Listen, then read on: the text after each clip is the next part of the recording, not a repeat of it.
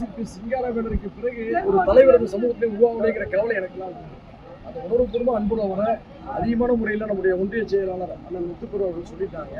கூடுதலாக ஒரு செய்தி, அங்கு குறிப்பாக நம்ம நாகப்பட்டினத்தில் எல்லையை ஒட்டி புதுச்சேரி மாநிலம் காரைக்கால் இருக்கு, அங்கே மார்க்கு துறைமுகம் இருக்கு. அங்கே நம்ம மீனவர்களுடைய படகுகள் கட்டி வச்சிருந்த நேரத்தில் பன்னாட்டு கப்பல்கள் அதை உடைச்சி நாசம் பண்ணி போயிடுச்சு.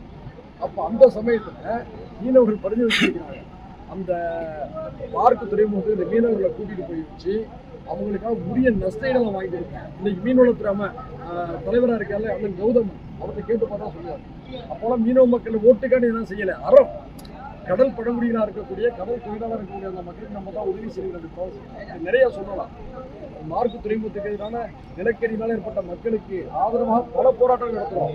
அந்த நிறுவனங்கள் உங்களுக்கு தெரியும், அந்த நிறுவனங்கள்லாம் நம்ம பேரம் பேசினாங்க, நம்ம நினைச்சா செட்டில் ஆகிருக்கலாம். எல்லாரையும் கூட்டு வச்சு உணர்வுபூர்வம் என்றான். இன்னைக்கு அப்படிதான். அந்த பகுதி மக்களுக்கு எந்த பிரச்சனை இருந்தாலும் நான் ஒரு கட்சியுடைய தலைவர், என் கட்சியுடைய கமிட்டியில மட்டும் தான் நான் ஒப்புதல் வாங்குவேன். சமரசையெல்லாம் நான் போராடுவேன். குறிப்பா நான் தினந்தோறும் கிட்ட வருவேன், போய் சொல்ல மாட்டேன். 3 மாசம் உத்தரவு வீசிட்டேன், அது நடைமுறை சாத்தியம்.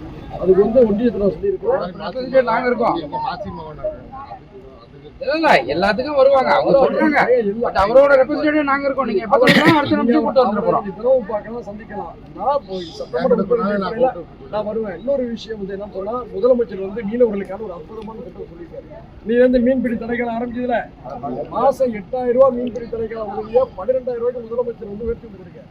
அப்படிப்பட்ட ஒரு நல்ல முதலமைச்சர் மீண்டும் முதலமைச்சர் வரதுக்கு உங்க பகுதியில போட்டியிட எனக்கு மறந்துதான் உதவி செய்ய வாக்கு